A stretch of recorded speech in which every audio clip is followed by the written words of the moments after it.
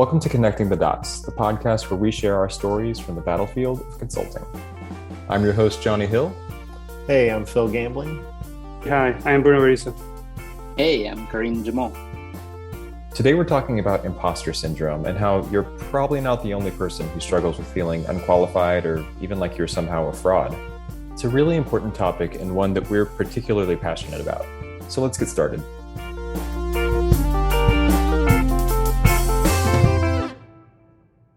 So starting off, we should probably define what we mean by imposter syndrome, because I think it may or may not be kind of a newer term that's becoming more and more commonly used. So just from a quick Google search, this is the definition I got.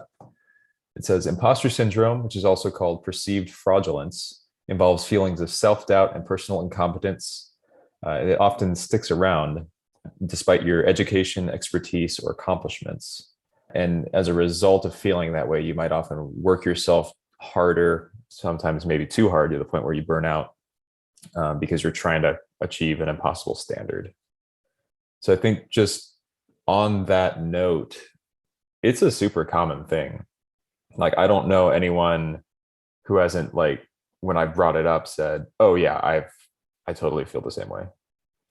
Yeah, I think I feel the same way. You know, I am well into my career, but all of us on this call have all identified with it, and very few people ever seem to give me a confused look when you mention that term. And I like that term, perceived fraudulence. That's also just a good description of it, because it's just it's like there's no reason for any of us on this call to think we are not capable at our jobs, but that doubt will creep in to even the most senior engineers and developers and designers in the world. And so, it's extremely common.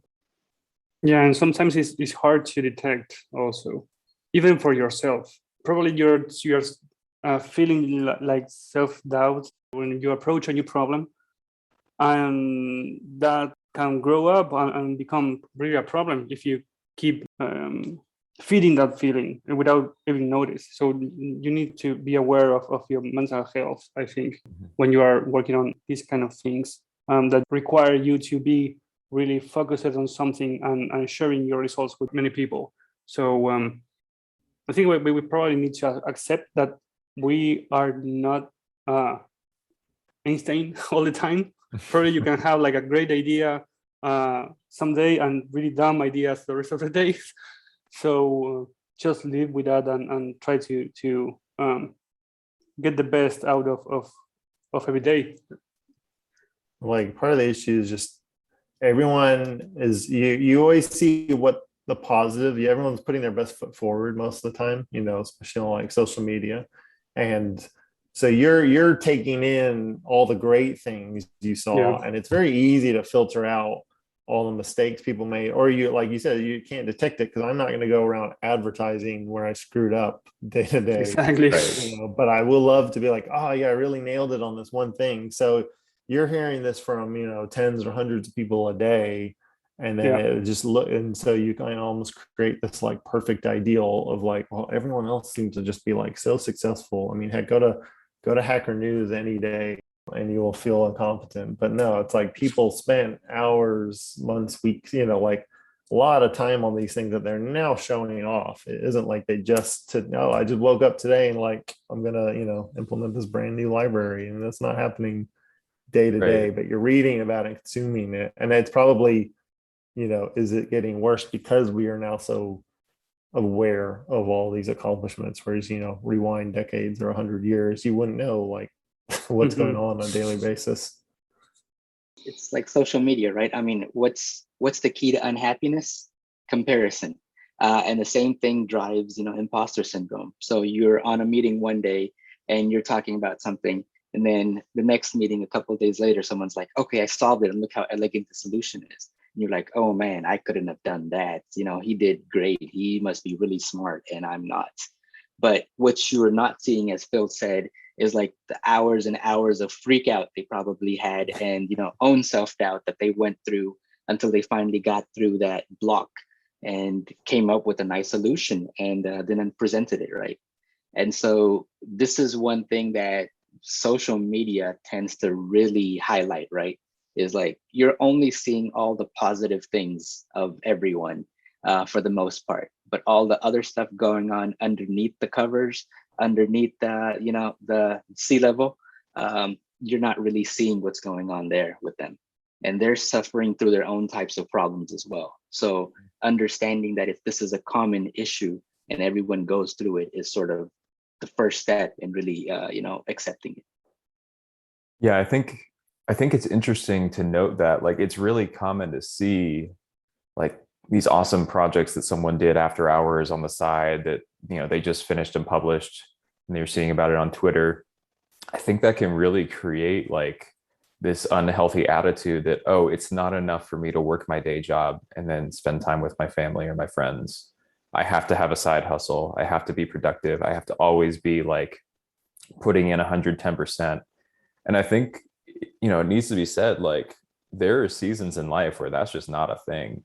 Like, whether because it's not healthy or it's just not realistic or your job is particularly taxing and your brain is just fried at the end of the day, it's okay to not say, cool, I've finished my work for the day. Now I'm going to go work on my side project. Like, not everyone needs a side project. Not everyone needs a side hustle.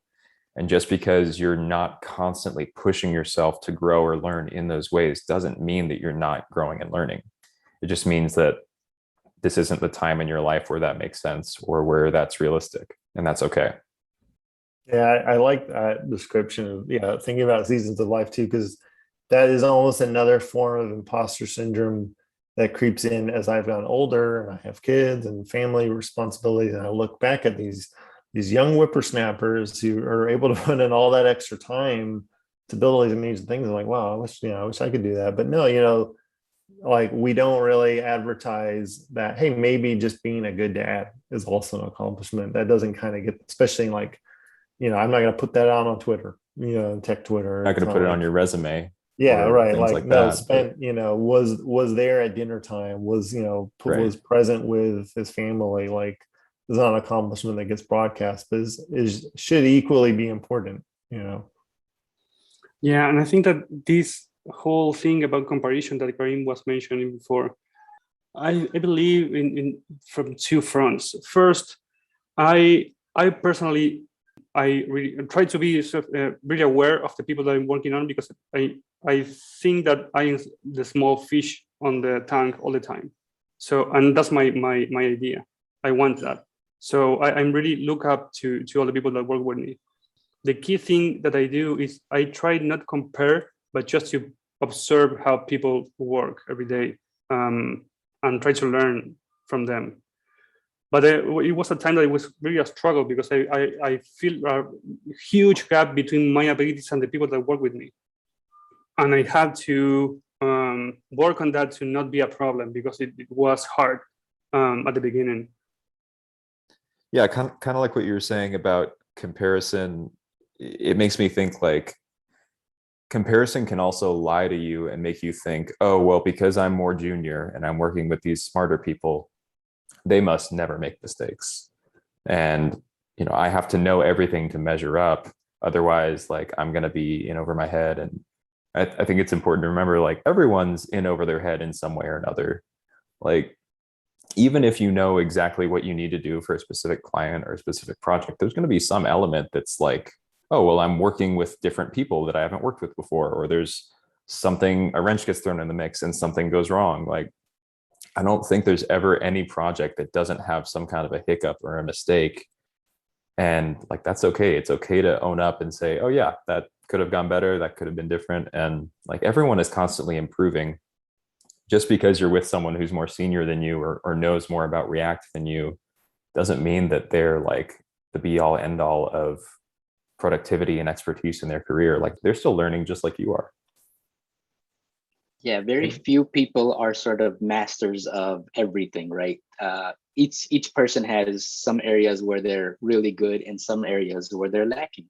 And it's, you know, the people you're working with might be good at something that you're comparing yourself with. But hey, you might actually be better at something else that maybe hasn't come up yet, or, you know, you haven't had a chance to reveal yet.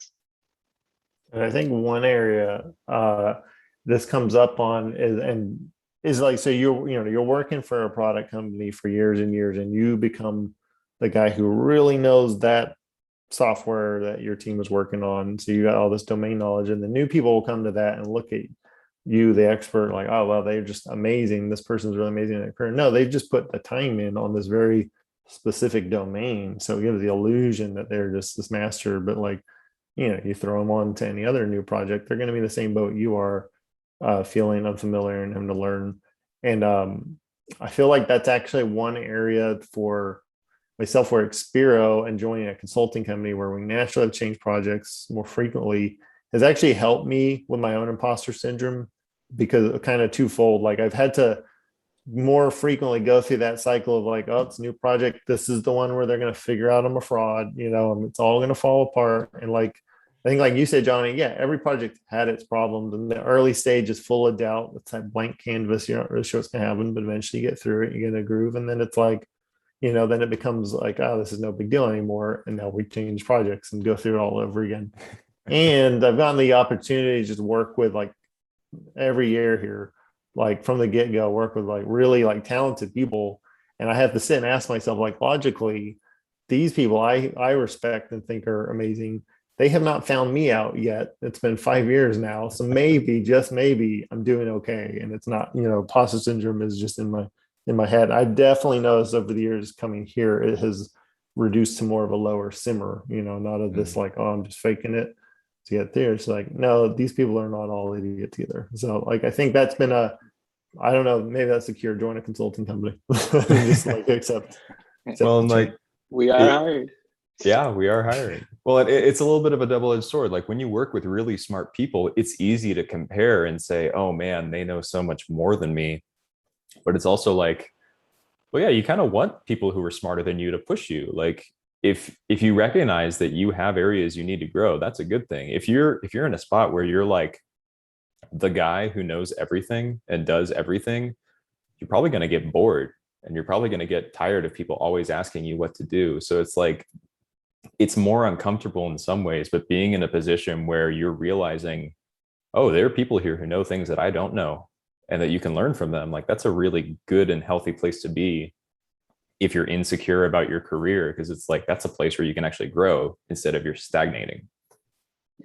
Yeah, well, just to adding what you say, Johnny, and I think that's great, and as a best approach you can take for your career, but you need to be careful because it can be hard sometimes, and if you're not aware of your mental health and how you are feeling about things, how far you can push yourself, you can get hurt.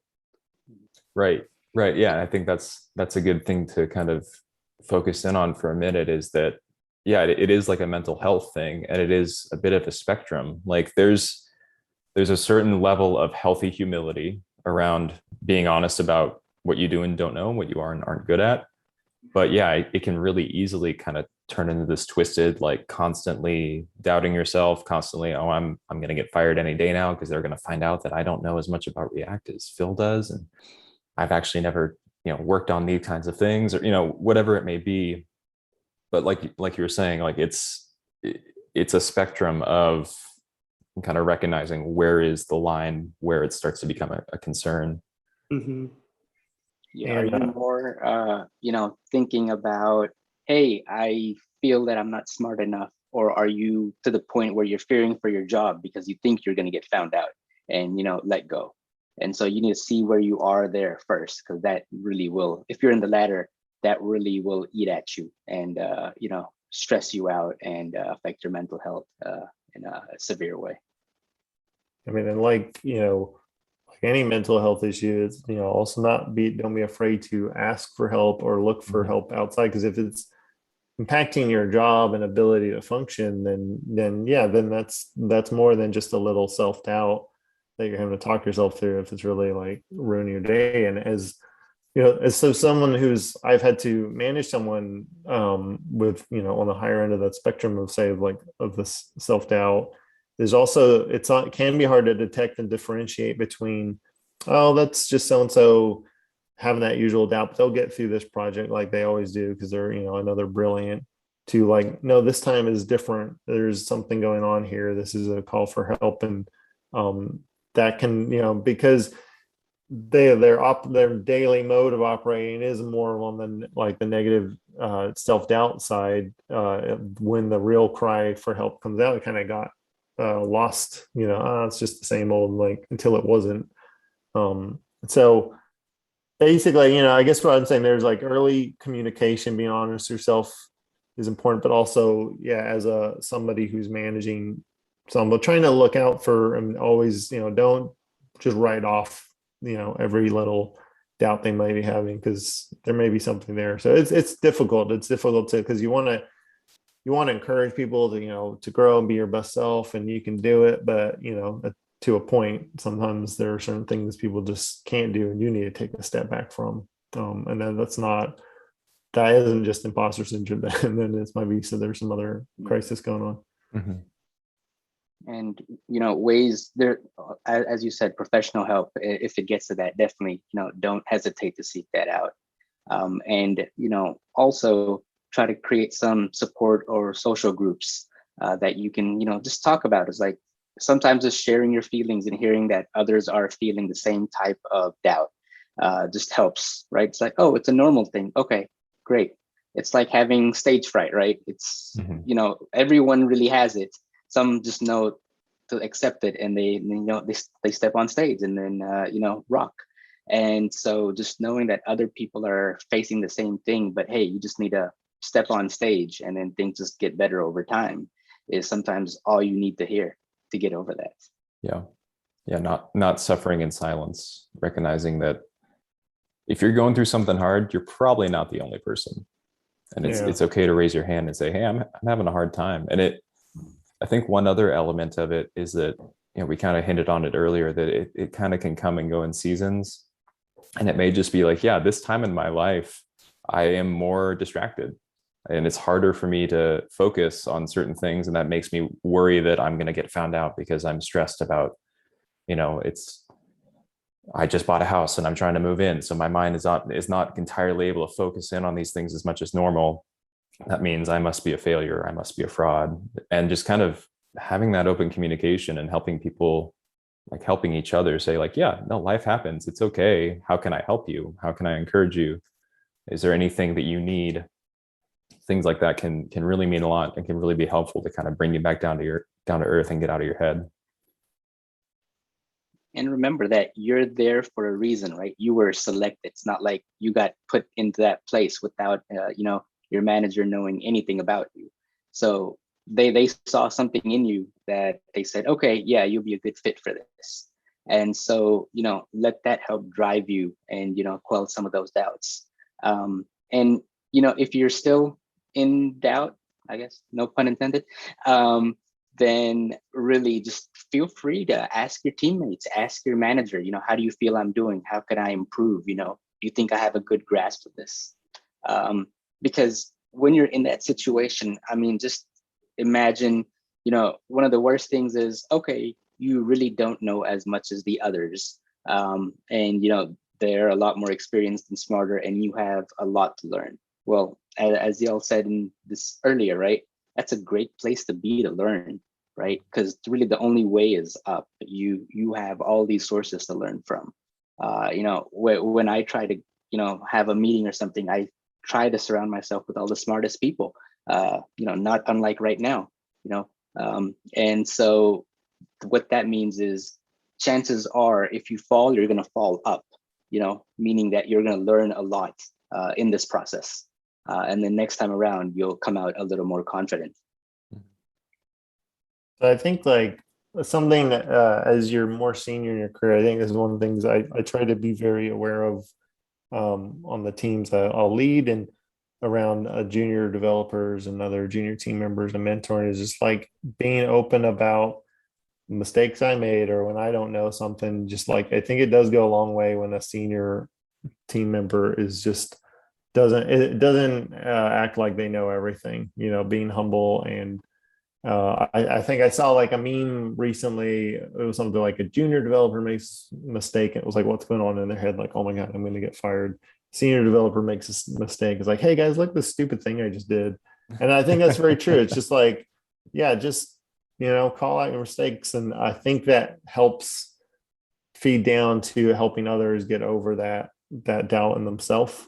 And if you're not doing that, then yeah, but that's if you're not in a culture where the senior members are like that, it might not be you. You might just be in like a toxic environment. Right. Just Mistakes because aren't allowed. That's yeah, not a great exactly. sign. That's not a sign that you're a problem. That's a sign that the place you're at is a problem. And I would like to comment on something that you said, Phil, about detecting this on another person, because we can think about this ourselves and trying to identify when this is starting to be a problem, but trying to do the same on another person is really hard. So did you ever try to be more aware of these situations on the people around you? I'm not talking about direct management of a team, but just a coworker. Like, did you ever able to detect this situation happening on another person? That's a good question. I mean, I think after the experience I'm thinking about, I'm more aware of it. I think I do my best to, I guess in my sort of typical approach, I find I tend to develop a rapport with, with some of the junior members of the team. So I think maybe that naturally part of those discussions, that sort of mentorship relationship, I'm trying to just reemphasize like, yeah, you're doing a really good job. I'm being very open. I mean, that part of that is, yeah, I don't know that I'm detecting it, but just ways to try to be proactive about like praising people publicly, praise in that team Slack channel, but criticize in private. I think a few cases, there may have been, okay, so-and-so's seems like they're struggling. Let's see how we can help them and maybe pair them up with someone. I don't know that is necessarily like detecting that they have imposter syndrome. I'm thinking more of just detecting someone who's not getting properly mentored. But yeah, it's hard to know what's going on in another person's head, right? You can make a lot of assumptions, but right, we don't know what just happened the day before to them or what's going on in their life that might be distracting them, especially with the much more remote culture, much more work life now. It's much harder to really see what's going on when Zoom call ends. Yeah, I think a lot of times it needs to come from the top down, like you were saying, like creating a company culture, not just of openness, but of encouragement and of like I really liked what you were saying about praise in public, criticize in private. Like there's a time and a place to say, hey, this could have been better. Hey, I noticed this. But doing that in front of everyone else, especially if someone's like new on a team, that's gonna wreck them, I think. So, but being able to say and call out like victories that the team and the company as a whole is having, I think helps. It helps not only with like morale as a whole for everyone to see, hey, these are the things that our company is accomplishing, but it helps the individuals on those teams be like, oh wow, I contributed to that. Like I helped with that, and kind of trying to get at the root of those insecurities and say like, no, you really are contributing. We're glad you're here. I think can really go a long way, but it needs to start from the top. And what that does is it turns into a stepping stone. Once you solidify that foundation there, that this is okay, you can help each other, and you don't have to keep doubting yourself. What that encourages people to do is take more risks and start going outside of their comfort zone. And what I'm talking about is, hey, I'm going to try to do something in this better tech. I don't know it, and I know I don't know it, but I'm still going to try something new. Because I see there's a lot of potential there.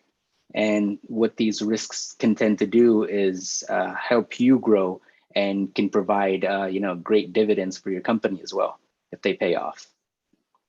I think one last thing I want to kind of hit on a little bit is, we talked a little bit about it can be a legitimate humility, like, oh, I don't know what I'm doing.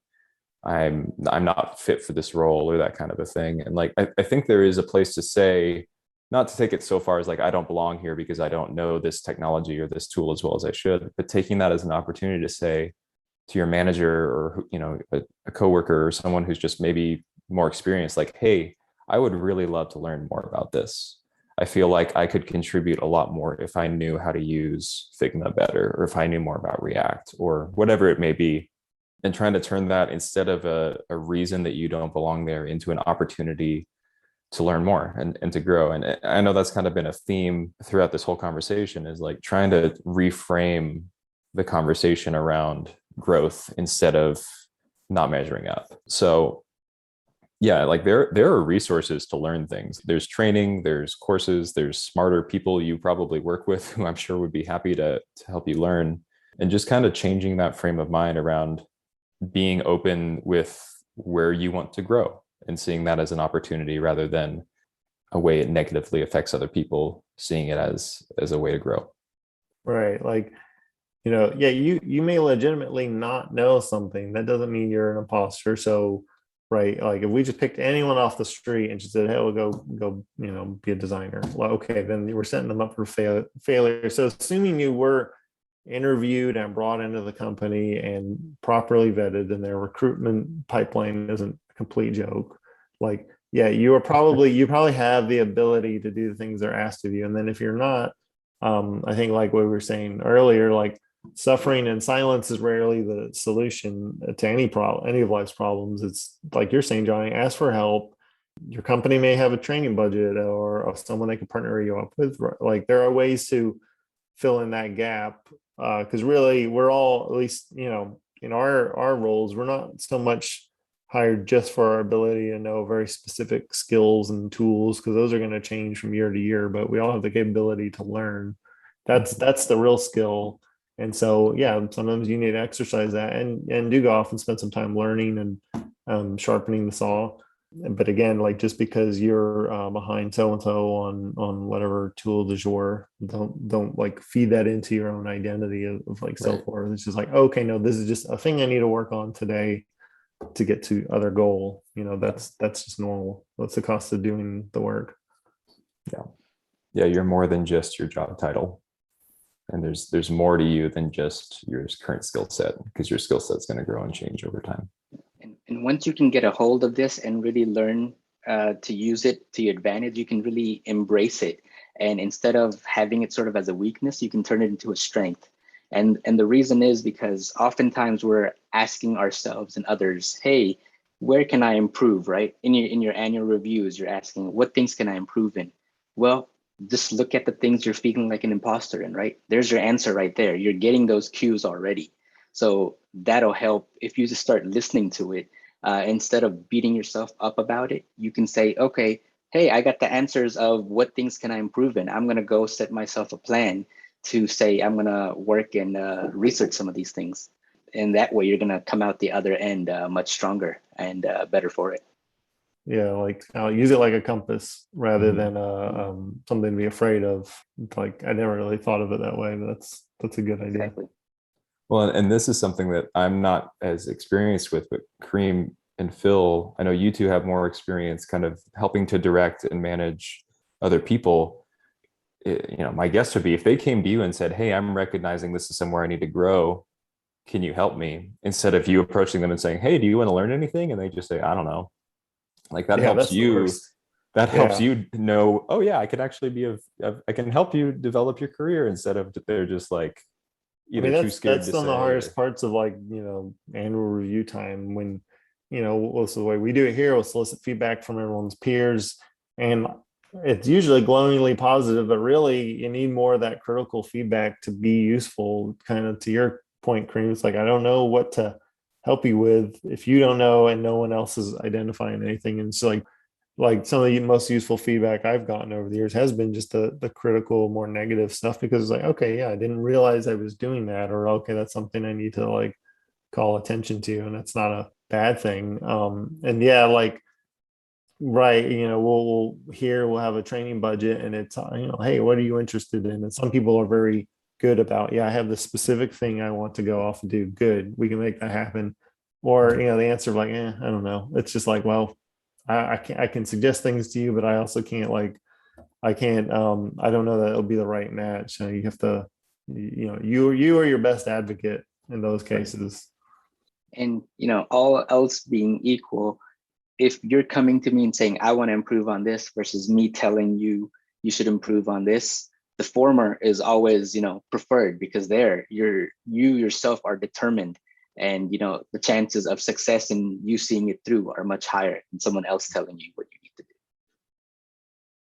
Well, I feel like we only scratched the surface of, this is obviously a much bigger topic than we can really drill into in one short podcast. But if anyone listening takes anything out of this, know that you are more than your career, and you will continue to grow and learn and change over time, and that's okay. Know that everyone makes mistakes, and it's okay to ask for help. I think that's the one thing we try to stress more than anything is don't suffer in silence. If you need help, raise your hand. People are far more willing to help than we often think. And you're probably not the only one who suffers with feeling like you're not quite measuring up, or that other people are smarter than you. It's okay to recognize where you need to grow, and that's not a bad thing.